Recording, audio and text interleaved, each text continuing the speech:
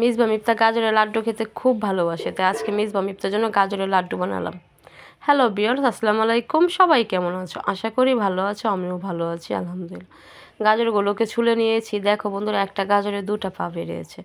গাজরগুলোকে ছুলে আস্ত ধুয়ে নিচ্ছি। যে একটা মেশিন নিয়েছি, মেশিনের মাধ্যমে কুচিয়ে নিচ্ছি। একদম মিহি করে কুচাতে হবে, তাহলে সুন্দর হবে লাড্ডুগুলো। শুধু মিসবা মিফতা না, গাজরের লাড্ডু বা হালুয়া খেতে আমিও খুব পছন্দ করি। এই যে গাজরগুলো ভালো করে মিহি করে কুচানো হয়ে গেছে। এখন গাজরগুলো অল্প একটু তেলে ভেজে নিব। একটা কড়াই বসিয়ে দিয়েছি অল্প একটু তেল। গাজরগুলো ঢেলে দিচ্ছি। তেলের পরিবর্তে একটু বাটার বা ঘি দিলে স্মেলটা অনেক সুন্দর আসে। আমার বাটার বা ঘি কোনোটাই ভালো লাগে না, তাই আমি অল্প একটু তেল দিয়ে ভেজে নিচ্ছি।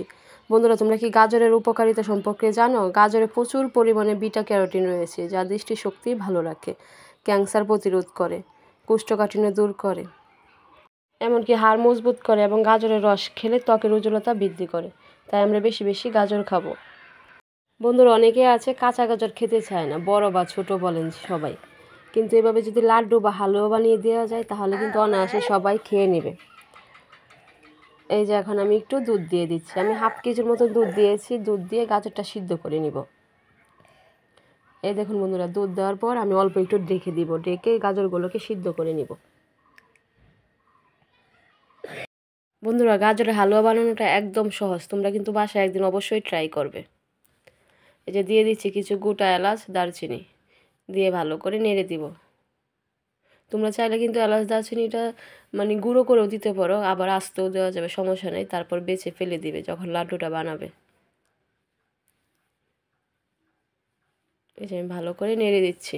গাজরটা সিদ্ধ হওয়ার পরে কিন্তু চিনিটা দেওয়া লাগবে, তা না হলে কিন্তু গাজরটা সিদ্ধ হতে যাবে না। এই যে আমি একটা গাজর উঠিয়ে দেখছি যে সিদ্ধ হয়ে গেছে। এখন আমি চিনি দিয়ে দিব। যেহেতু লাড্ডু বানাবো, তাহলে একটু চিনির পরিমাণ বেশিই দিব। দিয়ে দিচ্ছি চিনি,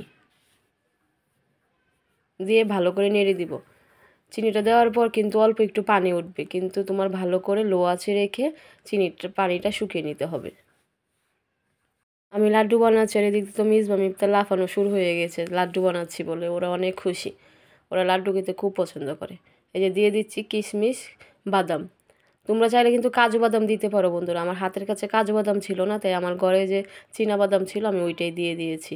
কাজু বাদাম দিলে ডেকোরেশনটা সুন্দর হয় আর কি, কিন্তু স্বাদ একই থাকে।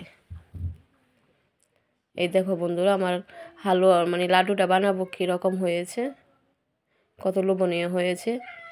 তোমরা কিন্তু বাসায় একদিন অবশ্যই ট্রাই করবে, আর কেমন হয়েছিল আমাকে কমেন্টস করে জানাবে। বন্ধুরা, অনবরত নাড়তে হবে, তা না হলে নিচে লেগে যাবে, আর লেগে গেলে পোড়া পোড়া গন্ধ আসবে, খেতে ভালো লাগবে না। এই যে বন্ধুরা, আমার হয়ে গেছে। এখন আমি নামিয়ে নিব। দেখো কত লোভনীয় হয়েছে। এই যে এখন গরম গরম চেপে চেপে আমি লাড্ডুগুলো বানাবো। ঠান্ডা হলে কিন্তু লাড্ডুগুলো শেপগুলো ভালো আসবে না। এই যে আমি চেপে চেপে বানিয়ে নিচ্ছি। এই যে দেখো কত সুন্দর ইয়াম্মি। সব করে লাড্ডু এভাবে বানিয়ে নিব। তোমরা চাইলে কিন্তু একটু ফ্রিজে ঠান্ডা করেও খেতে পারো, তাহলে কিন্তু আরও ভালো লাগবে। ভিডিওটা আজকে এ পর্যন্তই। তোমরা সবাই ভালো থাকবে, সুস্থ থাকবে। আবার দেখা হবে নতুন কোনো ভিডিওতে। সবাই সুস্থ থাকবে। আল্লাহ হাফেজ।